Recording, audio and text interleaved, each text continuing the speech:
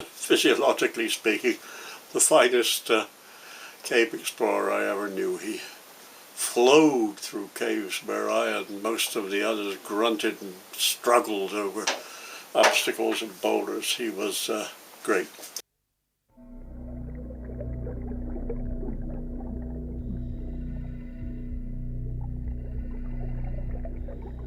I'm gonna tell some stories about Boon at this farewell, and one that I'll tell is about him saving my life in that cave during a big flood, a flash flood, where we estimated the water flow of the cave went from 40 cubic feet a second to 400 cubic feet a second in a matter of minutes, and we had to make some quick decisions.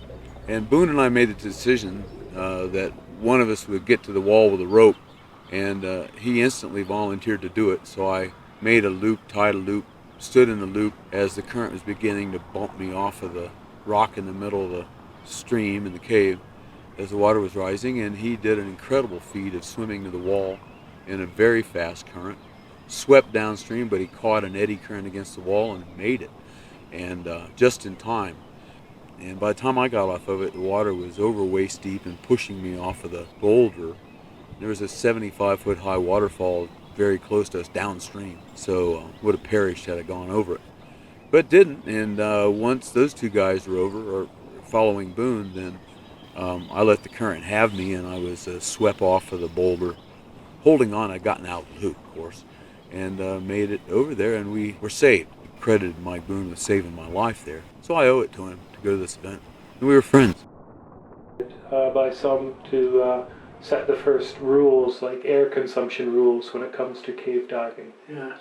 Yeah. I believe they stated that your rule was quarters. Quarters, yeah.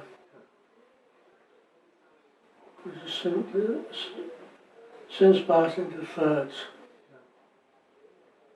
And they also credit you for inventing side mount and no mount cave diving. Yes. Yeah. Pushing the bottom ahead of them. And I heard that's gotten you into a few tricky situations. Yes. The next conscious thought I had was that I am completely stuck. There I was, wedged in this sump. So I suppose after a certain time, panic started to take over.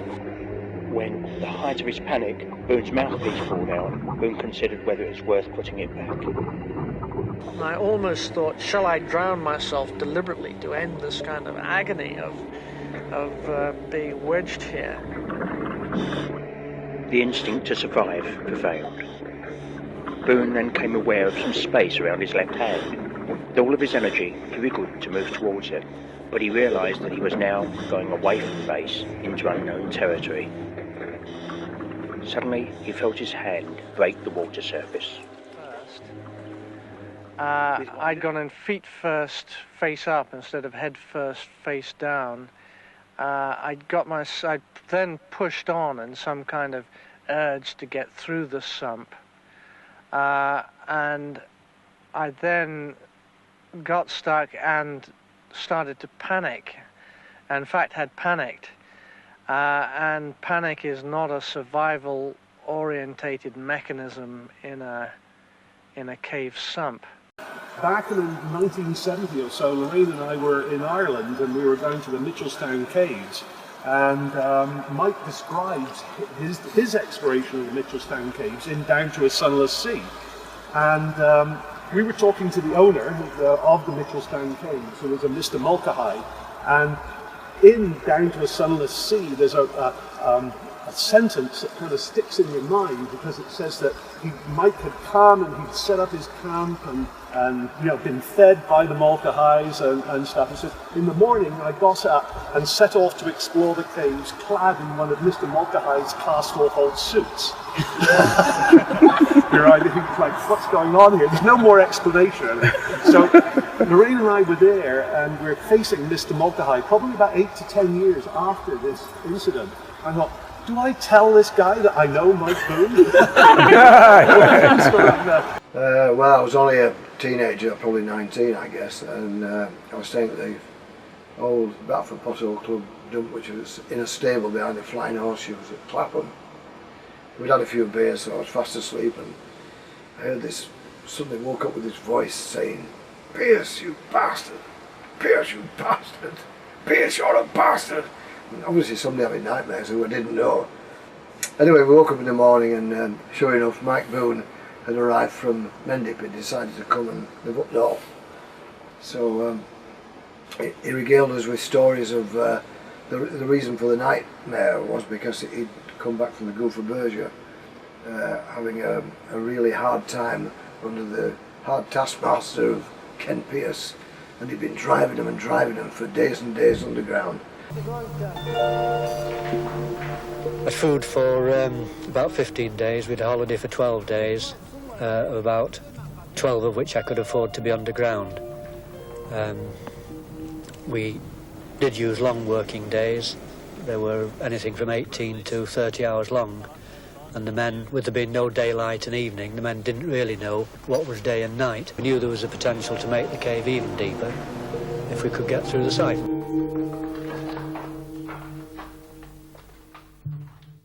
Left a real bad mark on Mike, and he showed us his knees. His knees were swelled up like grapefruits, huge great gouges and all, festering and awful, and he had to get them soon attended to. So all those young teenagers were sat around thinking, "This is wonderful, what a hard guy this is."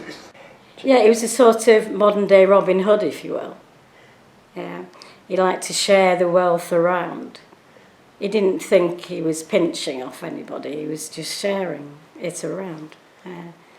That was on Planet Boon, that's the way, that was his philosophy. And he didn't mean it in a mean way at all. He didn't have a mean bone in his body. He was a really good guy. Soon after he arrived at the dump, we used to have a communal stew sometimes. And Mike found an onion that somebody left and announced, "I've got an onion. How about having a communal dump stew?"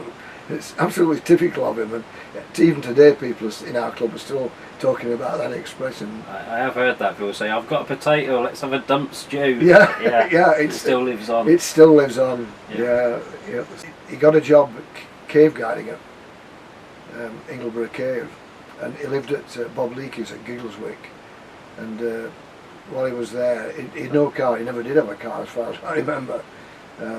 He eventually did get a butcher's bike, but initially he had a pair of tough shoes because he realised that tough shoes had this offer on that if you wore them out in 6 months they'd give you a free pair.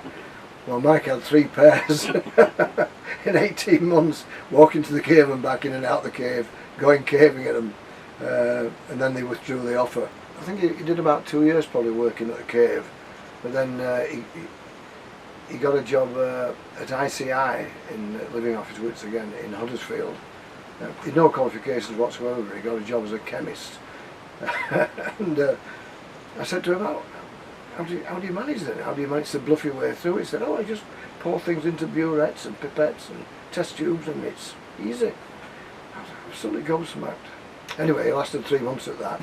So they found him out, and he got a job as a bus conductor after that.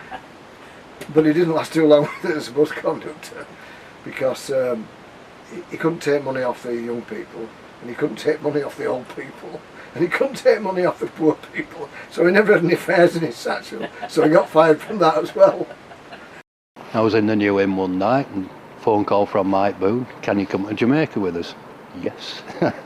Straight away, youngest member, I was only 19 then, and it all went on from there. We sailed out on a boat, took us 2 weeks, Royal Mail Line ship, it was a cargo boat. So we were there for 6 months, and caving literally every day. We just got harder and faster as we went along, as we literally caving 24/7 almost, There was 4 of us. There was Titch Morris from Chelsea Caving Club, and Boon knew him, and he came along as well. He was our quartermaster, was Titch. He issued everything out very grudgingly. And kept an eye on Boon, who was always pinching food and things like that. At the end of the expedition, there's Titch Morris and Pete Livesey had enough money in the kitty to nip across to Florida and get one of these $99 Greyhound bus tickets around America, and they went up to Canada to McMaster University because we'd had a lot of help from them with dice testing stuff and things like that. And Titch got a job there straight away. Livesey came back, and me, Livesey and Boon sailed back to England, and then Boon got this offer of a job in the speleological department, and I literally haven't seen him since. 1963 I got my doctorate. I was already teaching at McMaster University in Ontario in Canada, and started a campaign to investigate caves in the Canadian Rockies and the mountain ranges to the west. Very little or no exploration had been done, and virtually no science had been done on them. I needed a search and exploration party, and I invited Mike Boon to come over and help as a paid assistant in the summer of 1966, with some assurances that I'd be able to pay him for the summers in 67 and 68, and perhaps later as well. The general notion was that in the winter he'd be back with us in Hamilton, Ontario, 2,000 some odd miles east of the Rockies, where he could study for a degree in English literature that he wished to take at McMaster University, where I was teaching, and could get him some reduction in fees, etc., etc. So Mike came out, and in due course he invited his close friend Mike Shawcross to join us, and Mike invited his friend Gary Pilkington, so I became a sort of centre of expat brick cavers exploring in the Canadian Rockies. Of course, it was cold in the winter in Canada, and Mike had no money, as ever. And how did he survive? Well, he apparently moved into the heating system in McMaster University. Only Mike could do that. Shortly after we arrived in Canada, one of Mike's party tricks was to climb out of the passenger side window of the vehicle, traverse the roof, and then climb back in the opposite window. Unfortunately, his unkind passengers on this occasion wound up the windows while Mike was on the roof, and before the driver could pull over and stop, Mike tumbled off the back of the vehicle, bounced and rolled down the gravel highway for quite a distance. We picked him up, dusted him off, carried on to the bar, and propped him in a corner, where he sat, a little blooded, bruised, glazed-eyed, and obviously concussed. However, I think he still managed to down about 6 or 8 beers that evening. Boon had somehow obtained a folding kayak. It was a very fragile thing that packed up very compactly. It was a collapsible one, wasn't it, Michael? It was a collapsible one, very collapsible. He managed to stay upright through a couple of rapids, but then overturned and got swept up in the maelstrom, which is the Moline River in midsummer. There was just solid water in it. And through the first wave and through the second one, I thought, this is bloody amazing that I'm still upright. And then over. So I've been told, about reading books on kayaking, always grab hold of the boat. After a while, one after another, with bright grins in their wetsuits and hard hats, the other cavers came through, surfaced and came ashore all safe and sound, the odd bruise here and there, but nothing worse than that. Then Boon's kayak paddle appeared, and then one half of his folding kayak. And then, thank goodness, Boon appeared, hanging on to the other half of his folding kayak, which of course was completely wrecked. And he came ashore. Where do you want to start, Michael? Yeah. Shall we start when you first met me? Is that a good story? The PSM R10? How do you pronounce it? I always get it wrong. Yes, I'm with them. Was that back in 71? And That was then the deepest, well, quite the deepest. no, it was the deepest in the world back then. Was it? Yeah. And the French took, 6 weeks to get to the bottom. And then they had a British caving expedition. And literally took all the Yorkshire Dale cavers and went out there for 2 weeks. And we bottomed it within 6 days, 7 days. And so they come, from Leeds and Bradford and Barnsley, to this remote French valley, bringing with them their cheap English food. And here they'll stay until their money, £20, perhaps even £30, saved throughout the winter, has run out. One of my first impressions of Michael was he had a pot of stew going on this big roaring fire and a pan about this big, stirring it with a 6-foot stick. He was feeding everybody as he came out of the cave.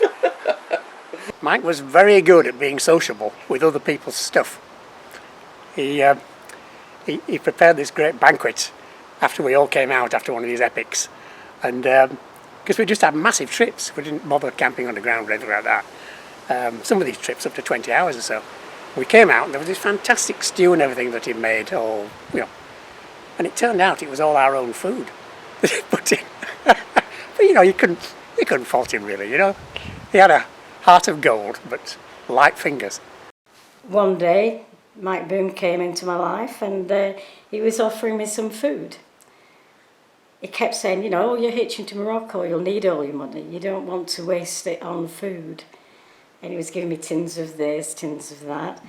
And I didn't think anything of it. I just shoved them next to my bunk and in the hut. And thought, well, I'll have these things later. But I didn't eat a lot of food, really. I didn't need that much.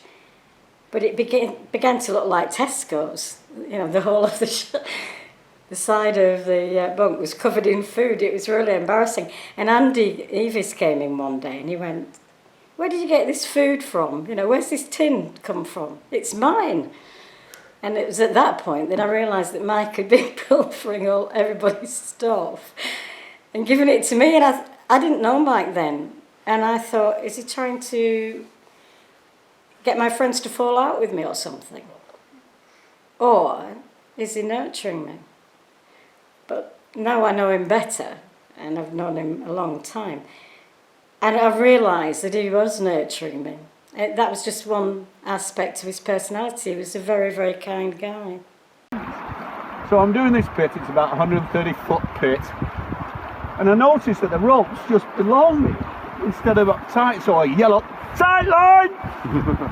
And I hear this little voice come down, "Just bloody climb." So I carry on up and this rope's still dangling down there and I'm getting a bit worried about this. So I get to the top and I sort of grip it on, and it was a difficult place to get off the top. And there's Mike just carrying it. Half asleep. Mike was into exploration. He wasn't really interested in anything else. So as soon as we got to the bottom and told him that it needed explosives to get any further, he wasn't interested really after that. And then he said, "John, why don't you come to Canada and make a man of you?" And lo and behold, next year I was hitching, coming out to see you, wasn't I, Michael? That's true. Yeah. One of the most amazing stories about Mike is the way he managed to con his way onto aeroplanes and get back to England from Canada. The first flight he went to Iceland and apparently helped some kids onto the aeroplane and carried one of them. And that's the way he got away with that. In Iceland he helped an old man, drunk or something, I don't know, but he got away with it again. And then once he got to France, he managed to con his way on a boat, a private guy that was sailing across to England, and went back to see his mother. Amazing. Hitchhike across the country and meet him in Vancouver, and the first thing he does, he says, "Donny, we can't do anything unless you go and buy a car. I've got one lined up." So we head out and we go and see this 57 Pontiac, I think it was, and take it for a test drive, and the damn thing breaks down. So there we are on this road trying to get it going, both of us looking at this flat six engine, trying to get it going again, and this fellow walks by and helps us out and gets it going and says, "Do you think we should buy this vehicle?" And The lad says, yeah, buy it, these things go forever. Anyway, we bought Sweetums and we went back, and I thought we'd negotiate and get the price down from the $200 they're asking, but Mike said, no, we'll buy it, Donny, give him the money. So we bought this vehicle, we went and toured the Rockies, and that year we went to Arctomis, which was the deepest cave in Canada for over 25 years, and Mike and I tried to get to the bottom of it, and we had a great caving trip down, and stopped 60 foot short because we run out of ladders. In the summer of 1966, we achieved much of the exploration of Canada's greatest discovered cave, Castleguard Cave, one of the most remarkable alpine caves known in the world because it goes much deeper underneath a major glacier than any other cave that is known. Boon and Thompson went in as a pair. We laddered below the AT, they went down it, and made a very long exploration, a magnificent exploration through a cave, very wet, for 24 hours or so, and came back out, back up the 80-foot ladder, down the Vados entrenchment, the typical canyon passage, towards the wet canal crawls, only to find that those had disappeared. The lower cave was flooded. Mike scooped out a hollow or a trough in the sand and silt of the cave floor. Looked more like a shallow grave to me. And we climbed in, snuggled up, spooned, and tried to keep each other warm. We were there about 7 hours. And then the drought started. Pete said the drought has started. And I said, well, if we go down there, which is what I thought, if we go down there and find that we can't get out, then we may not have enough light to get back. They'd not come out, so the other chap and I, or three of us if I remember correctly, went in to see what had happened. We went through the canals and the water was higher than I'd seen before, and it was running quite rapidly. I could see the water level rising a bit. A few hundred meters beyond the canals we found Boon and Thompson, gave them some light. Boon wanted to go back to the 80 where he'd left his spectacles behind. I said no, we're going to get the hell out of here. The cave is going to flood back up again and we don't know how long it will last. A few hours later, a wall of water came out of the cave entrance, having risen up an 8-meter shaft. And as far as we know, that the water flowed out of the cave for the next 10 days. That was an epic exploration that Mike Boon and Pete Thompson made that day. But it did mean that we were shut out from whisper exploration. There was a lot of politics going around. Basically, this idea of a cave that flooded, trapping whoever was inside, was anathema to the parks people. And I imagine they had sort of discussions about it, and basically they realized that this was potentially lethal. So they concocted a law, or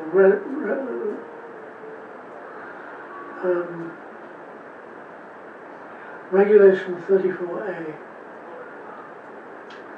And 34A said, no person shall enter any cave in a national park without the permission in writing of the superintendent.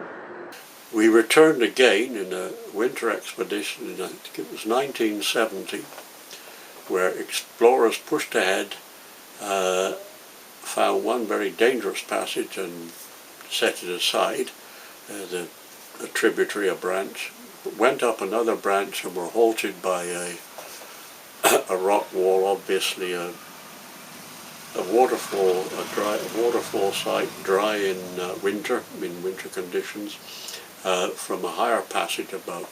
They halted there. Boon was not on that trip. Mike had been sporadically taking courses for his English language degree, but getting more and more psychological problems. Many of your correspondents will tell you he had considerable psychological difficulties, though in many respects he was a lovely man. He was very humane sometimes and impossible to live with at others. He had collapsed under what would be those days called a nervous breakdown, and been treated at the local psychiatric centre. Therefore, I did not feel that it was possible to bring him along on our exploration, where the explorers pushed up the Big Brad's Passage and reached that dry waterfall position and could see the way on a nice rounded arch passage, typical phreatic form passage, 30 feet above. And this expedition was designed to push the end, come what may. And it was a big job, maybe 16 members or something like this, with helicopters and so on and so forth. And this apparently satisfied the park's requirement for organisation. And of course it was done in the winter, which the cave didn't flood in the winter, it flooded, paradoxically it flooded in very hot summer weather. Boon recovered from his troubles.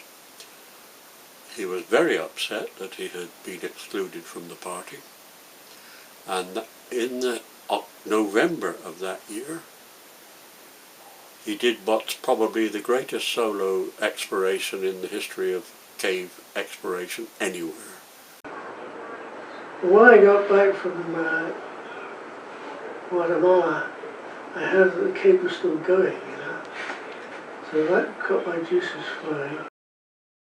One man alone, he walked those 18 kilometres. There would have been heavy snow, and the valley below the glacier, up the Saskatchewan Glacier, which is a substantial glacier, as I mentioned, with moulins that would be concealed now by snow bridges and dangerous crevasses concealed by snow bridges. Up there, a hard struggle to get off of the glacier onto the so-called meadows, the moraines above it, down the meadows to the cave mouth, and then he portaged, he ferried the equipment he needed systematically all alone up the cave.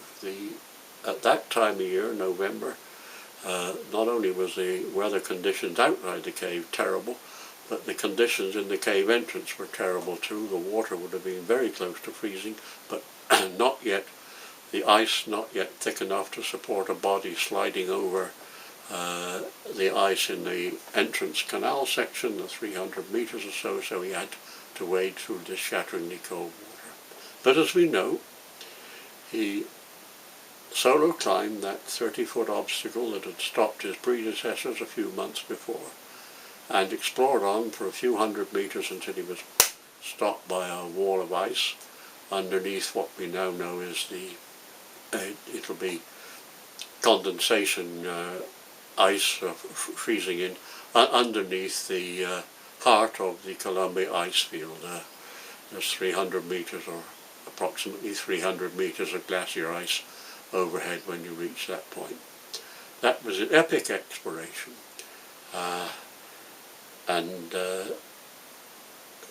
we all still here in North America still gasp in recognition of his feat. But he was best, you know, when he was by himself.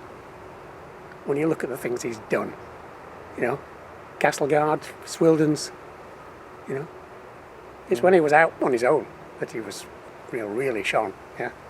I don't think he was an expedition man, really. So anyway, the parks were not happy about this at all. And, Derek very generously wrote them a letter saying that this was a monumental effort and well worth of praise, so on and so forth. So he helped her out, but I never did any caving in Castleguard after that. Just got the movie, actually, the Castleguard movie. Oh, really? Yeah, I finally was able to watch it. It was quite entertaining. You know the kettle drums. But yeah. Oh, the movie of Castleguard. Yes. Yeah. Yeah. Yes, that was a complete fake exercise. Yeah. From start to finish. There's no word of truth in the whole.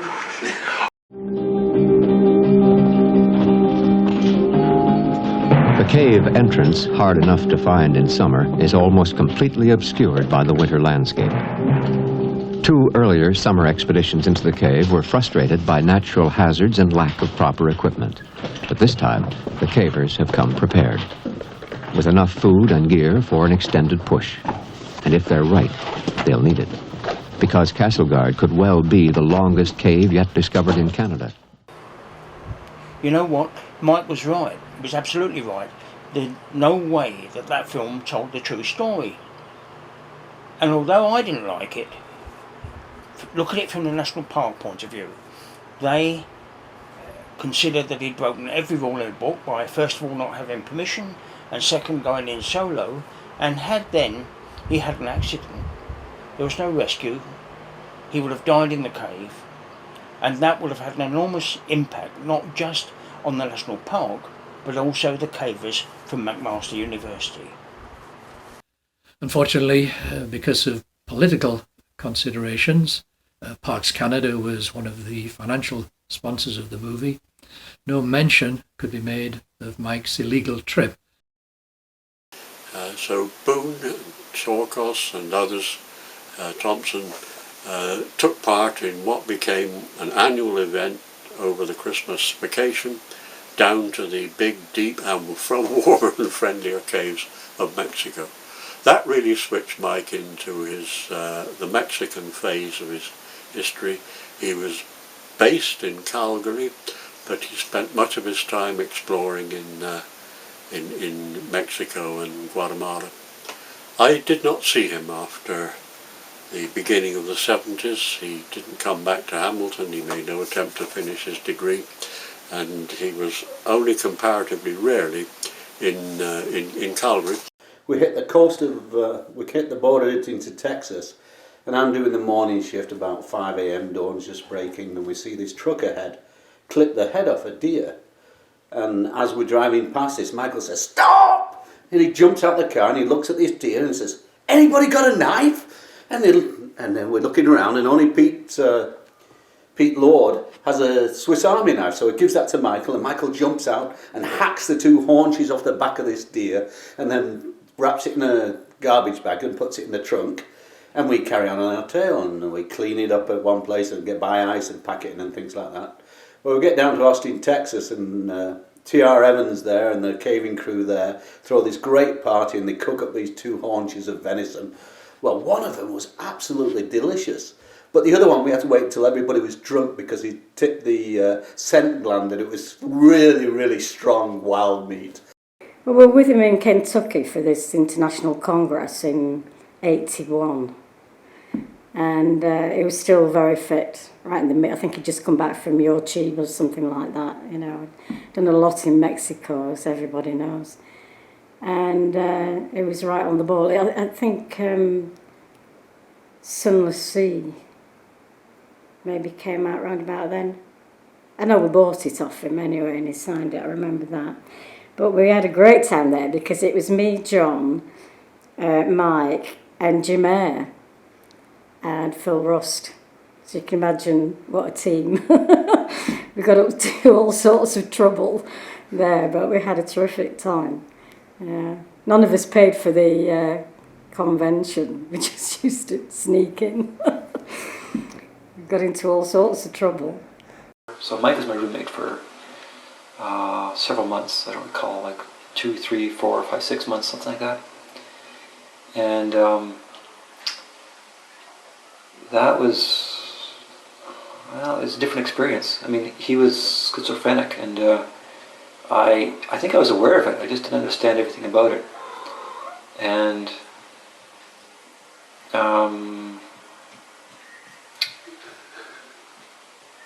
well, he was not so easy to deal with, let's put it that way.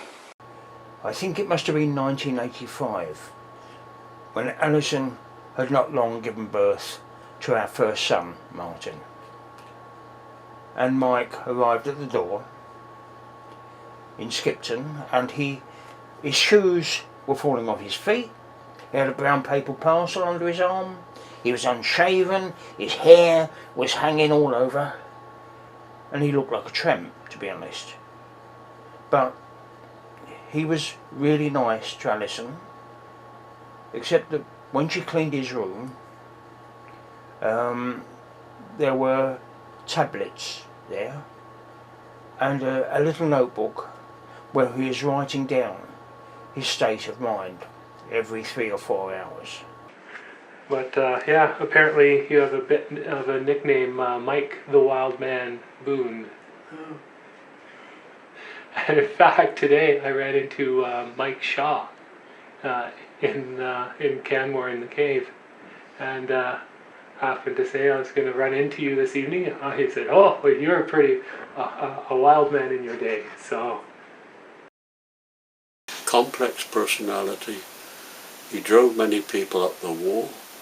At other times he could be charming. I've seen one of the children in the camp in 66 or 67 be slightly hurt in a minor injury that a 4 or 5 year old child might do, and start crying. And Boon was horrified. He hated to see that child hurt. Yeah, he was sending money annually to this family to educate the kids, yeah. And he didn't have much money? He was on welfare, wasn't he? But what he had, it was something. Don is the best one to tell you, but I think it was something like $1,000 a year he gave to this family. But he lived on nothing. Caving is a lot about daring do, isn't it? Yep, old school exploration stuff, you know.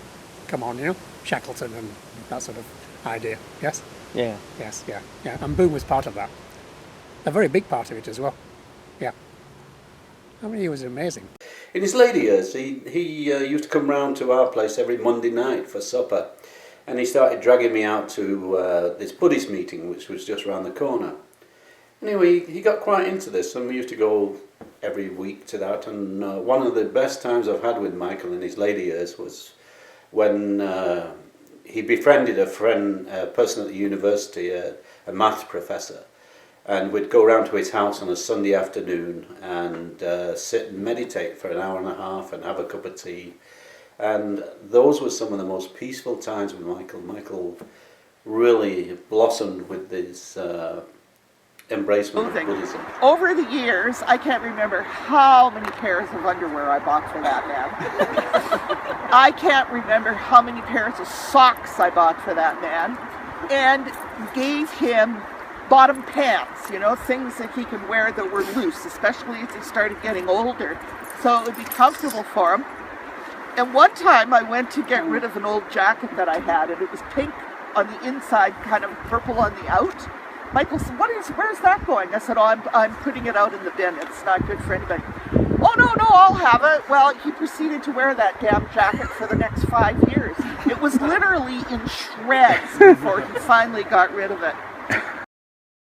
Go to the river, go to say the my river, goodbyes. Stand up here because we'll all I don't like So you're all welcome. Oh.